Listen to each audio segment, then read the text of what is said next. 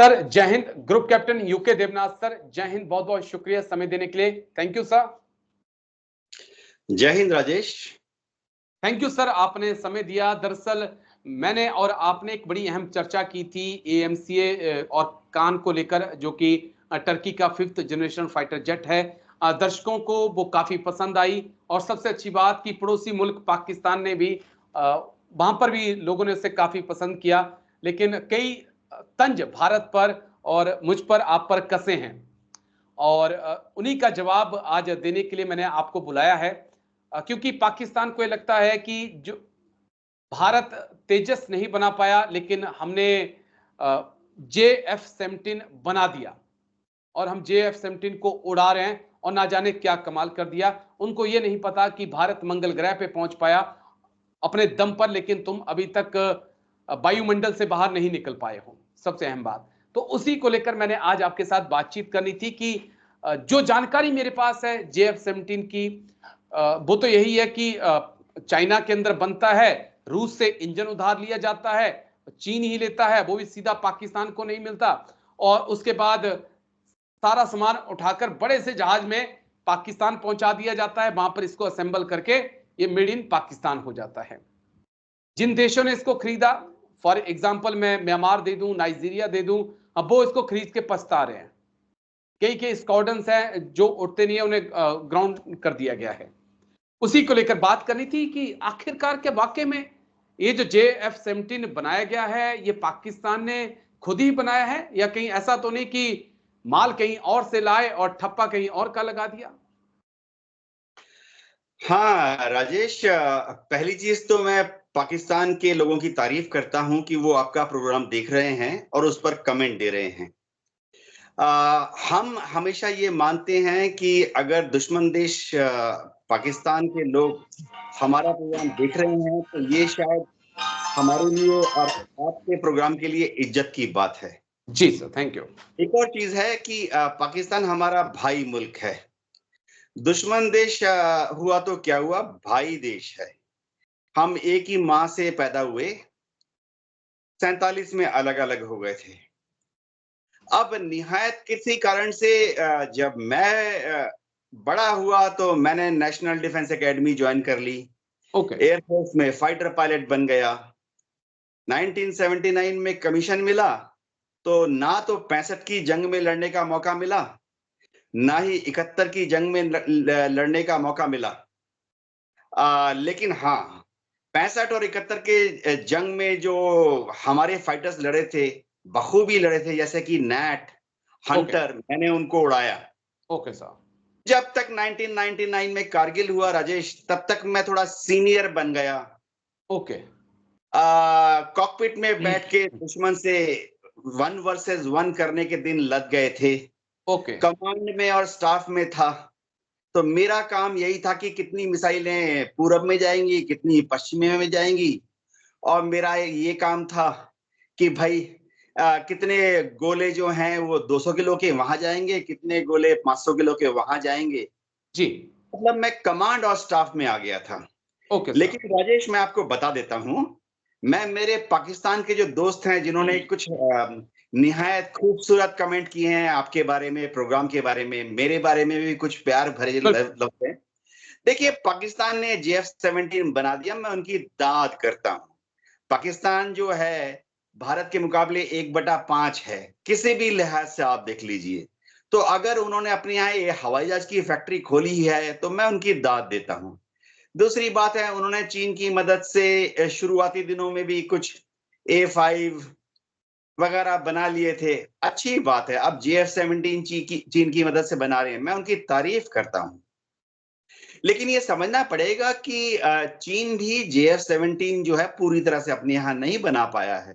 उसका जो इंजन है उन्होंने आस्ते आस्ते डेवलप किया है। एक रशियन इंजन WP-10 से शुरू करते करते वो WP-15 तक पहुंच गए। अब चीन क्या करता है मैं आपको बताता हूं। वो JF-17 के जितने क्रिटिकल टेक्नोलॉजी हैं दुनिया भर से या तो चोरी कर लेता है। चीन के साइंटिस्ट और चीन के टेक्नीशियन, PhD स्कॉलर्स पूरे दुनिया में फैले हैं, वेस्टर्न वर्ल्ड, वेस्टर्न कंट्रीज में भी फैले हैं। या वो इधर उधर से कोई चीज खरीद लेता है इंटरनेशनल मार्केट से, या रूस से ही ले लेता है, कुछ वो नॉर्थ कोरिया से भी ले लेता है, फिर अपने यहाँ उसकी रिवर्स इंजीनियरिंग कर लेता है। लेकिन फाइनल जो प्रोजेक्ट बना JF-17, मैं हवाई जहाज की कभी दुश्मन के हथियार की कभी बुराई नहीं करता, क्योंकि राजेश ये समझना पड़ेगा, हमें एयरफोर्स में सिखाया जाता है कि दुश्मन के हाथ में अगर लठ भी है, कुल्हाड़ी भी है, गंडासा भी है, छुरा भी है, गेंती बेलचा भी है, फिर भी दुश्मन की तरफ इज्जत से देखो। जी। तो JF-17 उन्होंने बनाया, चीन ने, उन्होंने पाकिस्तान को टेक्नोलॉजी दे दी। पाकिस्तान दावा करता है कि वो 50% अपने यहाँ बना रहे हैं। जी। देखिए, अच्छी बात है, ठीक है, कोशिश अच्छी है, लेकिन JF-17 के जितने क्रिटिकल पार्ट हैं, चाहे उसका इंजन हो, चाहे उसका हाइड्रोलिक पंप हो, जी। उसका जो न्यूमेटिक सिस्टम है, उसका जो मेन एक्यूमुलेटर है, उसका जो एयर टू एयर रेडार है, सबसे बड़ी बात है JF-17 में जितने गाइडेड वेपन लगते हैं, ये सब वो चीन से ही ला रहे हैं। और तो और मैं आपको बता दूं कि सूत्रों के अनुसार JF-17 का जो अंडर कैरेज है, उसका जो चक्का है, वो भी वो चीन से इंपोर्ट करते हैं। ठीक है, बुरी बात नहीं है, कुछ चीजें अपने आप बना लेते हैं। JF-17 में कुछ प्लास्टिक पार्ट लगे हैं, बना लेते हैं। JF-17 में कुछ टीन के पार्ट लगे हैं, अपने आप बना लेते हैं। 2-4 मशीन पार्ट ऐसे हैं जो कि लेथ से दिल्ली में भी हम बना सकते हैं, वो लगा देते हैं। अच्छी बात है, मैं JF-17 की तारीफ ही कर रहा हूँ। उनको रंग करना पड़ता है तो पाकिस्तान में JF-17 पे रंग कर लेते हैं। ओके। और मेड इन पाकिस्तान भी लिखना पड़ता है, तो फिर वो प्योर पाकिस्तानी हो जाता है। लेकिन मैं जो चीज समझना चाह रहा हूं आपसे कि जो मुल्क अभी तक सैटेलाइट नहीं बना पाया, खुद की सैटेलाइट वो नहीं भेज पाया, वो भारत को तेवर दिखा रहा है। राजेश, मैं पाकिस्तान के लोगों को, जो आम आवाम है, उनको यही बोलना चाहता हूं कि भारत के लोगों के दिलों में पाकिस्तान के आम आवाम के लोगों के लिए बहुत इज्जत है। ओके। हम चाहते हैं कि बहुत जल्दी ही एक खुशनुमा दौर आएगा, जब पाकिस्तान की जो लीडरान हैं, पाकिस्तान की जो मिलिट्री है, पाकिस्तान की जो ISI है, और कुछ खुराफाती धार्मिक विचार के लोग भी हैं, ये अपने आम भोले भाले लोगों को भड़काना बंद कर देंगे। ऐसा दिन आएगा जब भारत के लोग पाकिस्तान के लोगों के साथ मिलकर आगे बढ़ेंगे, हम एक साथ बैठकर। जी सर।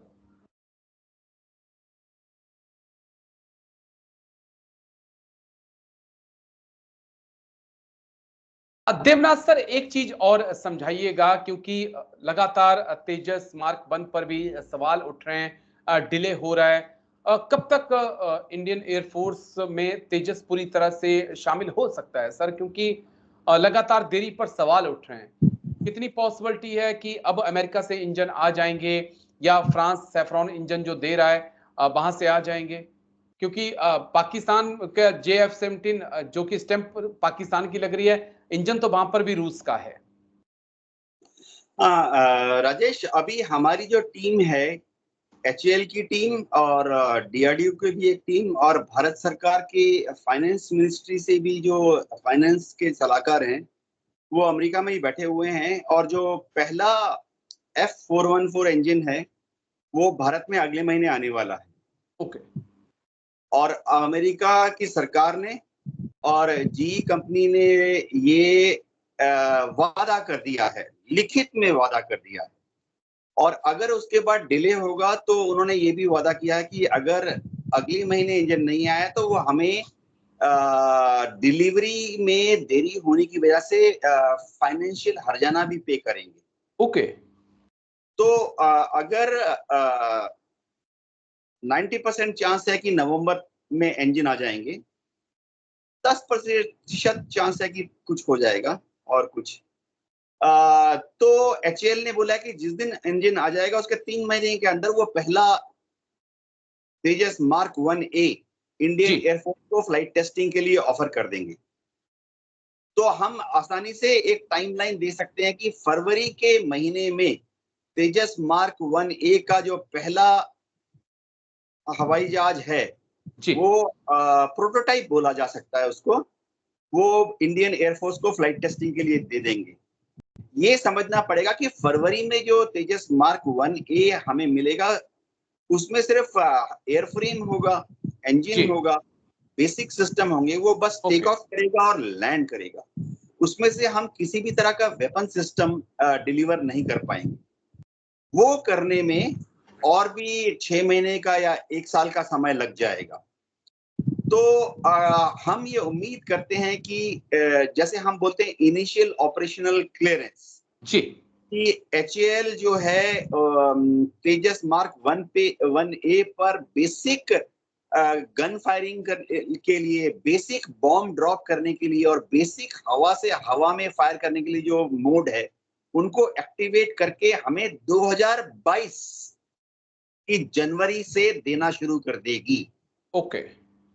तो हम उम्मीद करते हैं कि 2022 के अंत तक 16 तेजस मार्क 1A इंडियन एयरफोर्स को मिल जाएंगे, जिसमें हम बेसिक गन फायरिंग कर लेंगे, बेसिक बमबारी कर लेंगे, basic air to air missile दाग सकेंगे।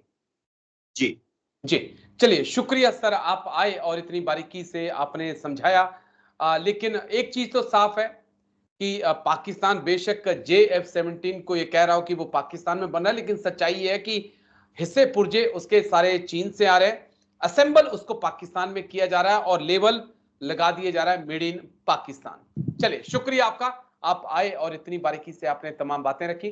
थैंक यू सर, जय हिंद इसके लिए। Thank you sir. जय हिंद राजेश।